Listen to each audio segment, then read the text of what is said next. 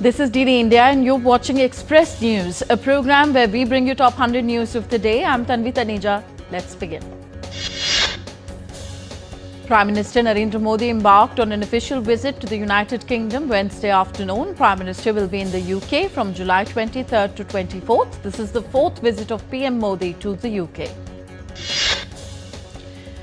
During his visit, PM will hold talks with his British counterpart Keir Starmer and also meet King Charles III. On the second leg of his two-nation visit, Prime Minister will visit Maldives from July 25th to 26th at the invitation of President Dr. Mohamed Moizu. PM Modi will also take part in the 60th Independence Day celebrations of Maldives. India and the UK will sign a free trade agreement on Thursday during Prime Minister Modi's UK visit, as per officials. The Election Commission of India begins preparations for the 2025 vice presidential elections. The schedule announcement will follow soon after completing preparatory activities, ensuring a smooth electoral process. On day 3 of the monsoon session of Parliament of India, Lok Sabha, the lower house, began its business with a question hour. The Speaker repeatedly requested the opposition party to cooperate and help the House function, but they did not relent. Replying to a question regarding railway projects under the Bihar package, Union Minister for Railways Ashwini Vaishnav shared details of development works in Bihar, saying that under the leadership of Prime Minister Modi, Bihar has got historic benefits in the railway sector. Union Minister for Youth Affairs and Sports Mansukh Mandavia introduced the National Sports Governance Bill 2025 and the National Anti-Doping Amendment Bill 2025. Both houses were adjourned for the day amid a probe by the opposition parties. The Indian Air Force will retire its iconic MiG-21 jets on September 19, 2025 at the Chandigarh Air Base, ending a 62-year-old legacy marked by valor and recent age-related crashes. India slammed Pakistan at the UNSC for raising the Kashmir issue and the Indus Water Treaty objections. Ambassador Harish Parvatanene slammed Pakistan's terrorism links, reaffirming India's commitment to multilateralism and peaceful dispute resolution. At the UNSC, India's ambassador P. Harish countered Pakistan's Kashmir and Indus Water Treaty claims, condemning its terrorism ties and fanaticism while emphasizing peaceful dispute settlement through multilateral efforts. India extended support to Bangladesh after a deadly fighter jet crash killed 31, mostly children. A team of burn specialists is en route to Dhaka to aid victims. Following Bangladesh's worst air disaster, India dispatched medical experts to Dhaka. The team will assess victims of the jet crash and recommend treatments with possible transfers to India. Indian Air Force has launched a major drill in Rajasthan near the Pakistan border involving Rafale, Mirage 2000, Sukhoi 30 and air defense systems to boost combat readiness amid rising cross-border tensions. Goa Shipyard launched Samudra Prachet, India Coast Guard's second indigenous pollution control vessel on Wednesday, enhancing oil spill response and marine protection with advanced technology. India is observing its National Broadcasting Day today. On 23rd of July 1927, the first ever radio broadcast in the country went on air from the Bombay station under the Indian Broadcasting Company. India honours Bal Gangadhar Tilak, born on July 23rd, 1856. The Lokmanya and the maker of modern India championed Swaraj, Swadeshi and boycott movements, inspiring the nation's fight for independence. India remembers Chandrasekhar Azad, born on July 23, 1906. His fearless courage and sacrifice for freedom, vowing never to be captured, inspire generations as a symbol of resistance against the colonial rule. Revered theatre director Ratan Tiam has passed away at 77. The Padma Shri awardee is fusion of Manipuri art and modern theatre reshaped Indian stagecraft, earning global acclaim for his visionary work. India's Enforcement Directorate filed a FEMA case against Myntra and directors for 1,654 crore rupee FDI violation, alleging multi-brand retail trade disguised as wholesale, breaching India's FDI policy. Infosys raised its annual growth forecast after strong June quarter results, signalling a revival in client spending despite global economic uncertainty and US tariff disruptions impacting India's IT sector. India's BSE Sensex closed at 82,727, up 540 points, or 0.7%. While NSE Nifty closed at 25,219, up 159 points, or 0.6%. At the Forex market, the Indian rupee closed at 86 rupees 37 paise against the US dollar, depreciating 7 paise against the greenback. Tokyo stocks soared over 3% as Japan secured a US trade deal, slashing tariffs on cars to 15%, boosting automaker stocks like Toyota, which jumped 14% amid investor confidence. Nikkei 225 index hit a one-year high after Japan's trade deal with the US reduced auto tariffs to 15%, with the Philippines, Indonesia also securing lower tariffs and boosting Asian markets. Wall Street rose after Trump's Japan trade deal, cutting auto tariffs to 15% from 27.5%. S&P 500 E-minis gained 0.4%, Nasdaq 100 E-minis 0.1% and Dow Jones E-minis 0.5%. European shares climbed more than 1% on Wednesday, led by automobile stocks. The Pan-European Stock 600 index gained 1.1% after 3 straight sessions of decline. Other regional indices also traded higher, with France's CAC 40 leading the pack, jumping 1.3%. European automobile stocks led the broad-based rally, rising 3.6%, tracking strength in their Asian rivals. US President Donald Trump announced a trade deal with Japan that includes a 15% tariff that will be levied on US imports from the country. While speaking at an event at the White House, Donald Trump said that Japan will form a joint venture with the US for LNG in Alaska. In a post on Truth Social, Trump said that Japan will open its economy to US goods, including cars, trucks, rice, and certain agricultural products. Donald Trump added that representatives from the European Union are coming for trade negotiations with the United States on Wednesday.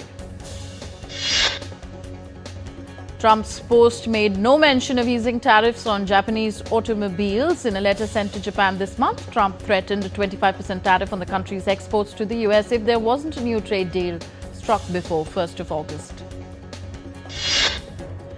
Reacting to Trump's decision, Japanese Prime Minister Shigeru Ishiba said that the US auto tariffs would be cut to 15% from 25% after the two countries reached a trade deal. Japan's Prime Minister Shigeru Ishiba met EU Chief Ursula von der Leyen and European Council President Antonio Costa in Tokyo on Wednesday. European Commission President Ursula von der Leyen told reporters that the European Union and Japan will work more closely to counter economic coercion and address unfair trade practices. Ukrainian and Russian officials are meeting in Istanbul for a third round of peace talks, their first meeting in more than 7 weeks amid pressure to reach a ceasefire. The Russian delegation, led by Vladimir Medensky, arrived in Istanbul for a third round of Ukraine peace talks, focusing on draft memoranda and prisoner exchanges. Kremlin has said that the negotiations would not be easy. Ukrainian President Volodymyr Zelensky, on his part, assured that the country's anti-corruption infrastructure will remain functional despite recent changes aimed at removing Russian influences. Zelensky's comments come after signing a controversial bill that revokes the autonomy of two anti-corruption agencies, a move critics argue could lead to government interference in corruption investigations. UN spokesperson Stephanie Dujarric expressed regret over President Trump's decision to withdraw the US from UNESCO, a move condemned by UN officials. Russia began large-scale naval drills on Wednesday involving over 150 vessels and 15,000 personnel across the Pacific, Arctic, Baltic and the Caspian Seas. Britain imposed sanctions on 24 individuals and one company involved in people smuggling, aiming to curb migrant arrivals on small boats. Polish Prime Minister Donald Tusk promoted Foreign Minister Radosław Sikorski to Deputy Prime Minister on Wednesday as part of a government reshuffle aimed at stemming a decline in its approval ratings. Italian Prime Minister Giorgia Meloni met Algerian President Abdelmajid Tebboune at Rome's gardens of Villa Doria Pamphili for the 5th Italy-Algeria Intergovernmental Summit on Wednesday. Rescue operations continued at the Lomera artisanal gold mine in eastern Congo after a shaft collapsed over the weekend, trapped miners underground. Hundreds of farmers from across France's Occitanie region protested against a Duplom agriculture law, which aims to reintroduce a pesticide that is banned in France. South Korea saw an increase in newborns for the 11th consecutive month in May, marking the highest growth rate for the month in 14 years. We're heading for a short break. We'll be back with the Express News in just a bit. Stay tuned to DD India.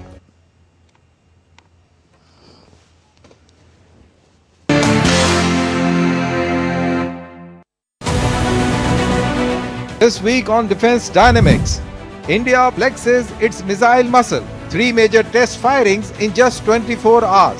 What's the message? Apache helicopters roar into Jodhpur. India strike power on the Western Front. Neoma airfield in Ladakh to get commissioned soon. Why it is being called India's strategic launchpad in the Himalayas. And sectarian clashes erupt in Syria. What's fueling the Druze-Bedouin conflict? Catch it all this Wednesday at 8 p.m. IST only on DD India.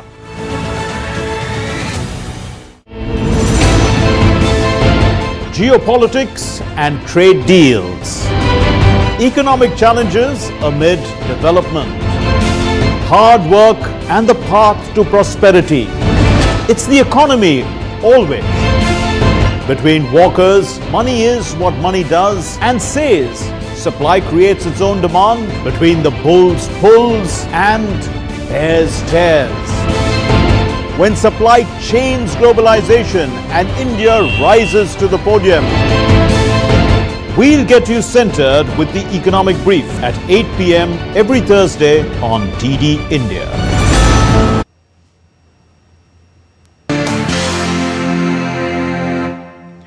Welcome back. You're watching Express News on DD India. I'm Tanvi Taneja. Let's resume. Heavy rains have caused widespread flooding in southern Mexico City, prompting rescue teams to assist stranded divers and clear blocked drains. Flooding hit the island's northern province of Nan on Wednesday following tropical storm Vifa's passage. The island's meteorological department has warned of continued heavy rainfall, with northern eastern provinces expected to experience the worst of the conditions in the coming days. Severe flooding across the Philippines triggered multiple weather systems, has claimed at least 7 lives and affected over 1.4 million residents as of Wednesday. Soaring temperatures across the Balkan region have fueled wildfires in Albania, where firefighters are using both aerial and ground resources to combat the blaze. Firefighters and rescue teams battled flames overnight into Wednesday to contain a wildfire in Turkey's central Eskişehir and northwestern Bilecik provinces.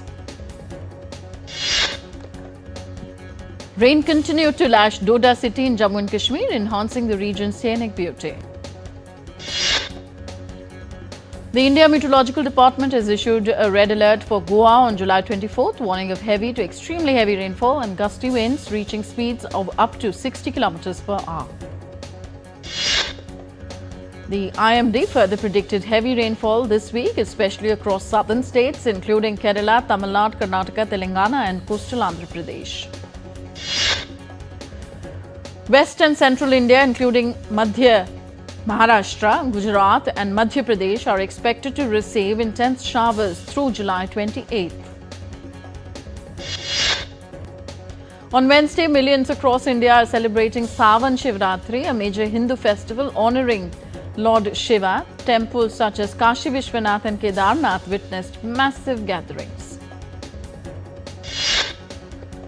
Green hydrogen developers are cancelling projects and cutting investments worldwide, raising fears of prolonged fossil fuel reliance and rising fuel costs. Once extinct in Denmark, the white stork is making a comeback. In 2025, 33 nestlings were born to 13 nestling pairs, the highest count since the 1980s. Brazil resident Flamio Gomes has launched the Horta na Favela, a rooftop farming project turning waste into food. The project aims to combat hunger and promote sustainability. The Horta na Favela project empowers residents by providing knowledge in agroecology and fish farming, enabling them to generate income and improve food security.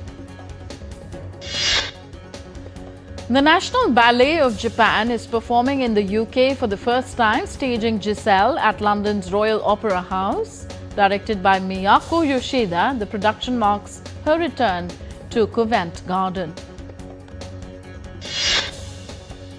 The United Nations highest court is set to deliver an opinion on Wednesday on climate action across the world. Known as an advisory opinion, the deliberation of the 15 judges of the International Court of Justice in The Hague is legally non-binding. After 700 years, St. Vitus Cathedral in the Prague is closer to completion as workers install a 6,000 pipe organ. Built by Spain's G. Grenzing, the instrument replaces the 1932 organ whose sound couldn't fill the basilica. In Albania's Divjaka region, farmers are adapting to climate change by growing exotic fruits such as the passion fruit, guava, dragon fruit and kivano. Rising temperatures and labour shortages have pushed agriculture to diversify. While exotic fruits offer new income streams, transport costs and freshness remain hurdles for Albanian farmers exporting to Europe. In Australia's largest wine grape region, growers face collapse amid financial losses, frosts and a global demand drop.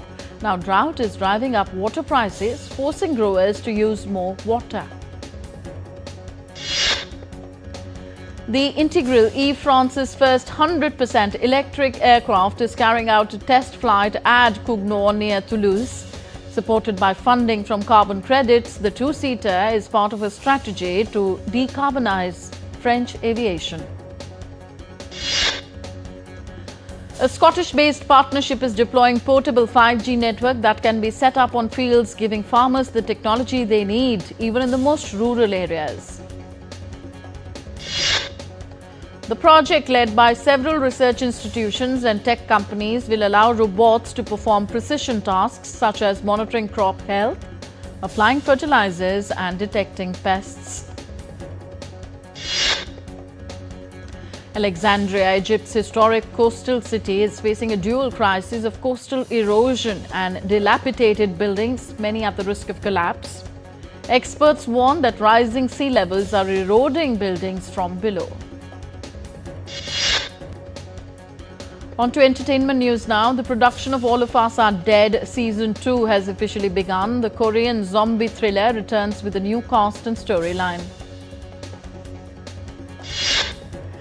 Actor Johnny Depp teams up with Ridley Scott for a new graphic series novel named Hyde, based on the Robert Louis Stevenson novel Strange Case of Dr. Jekyll and Mr. Hyde.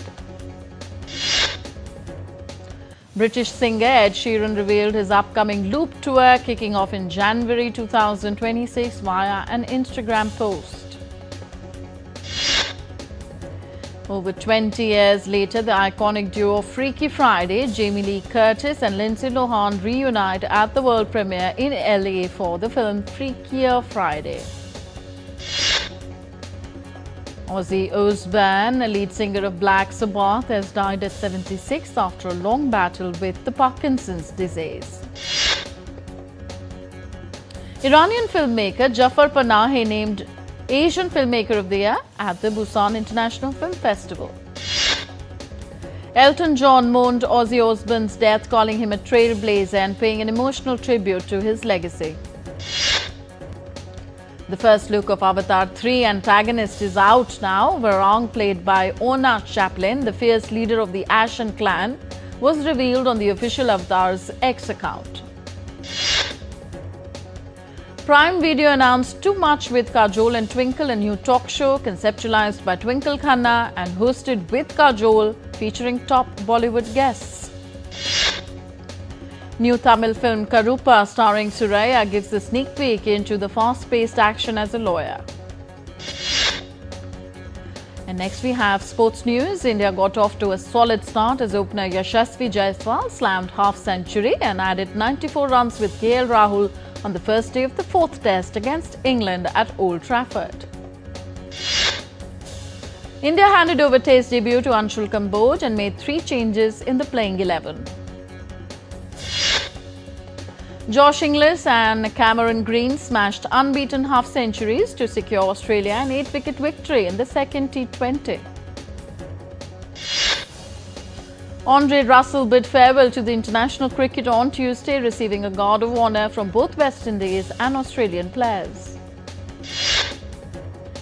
India capped off a successful visit of England to clinch the ODI series 2-1 after securing a 13-run victory in the third and final ODI in Durham. Indian skipper Harmanpreet Kaur became the first visiting batter to score 3 women's ODI centuries in England. Indian shuttler PV Sindhu beat 6-8 Tomoka Miyazaki of Japan to reach the round of 16 of China Open.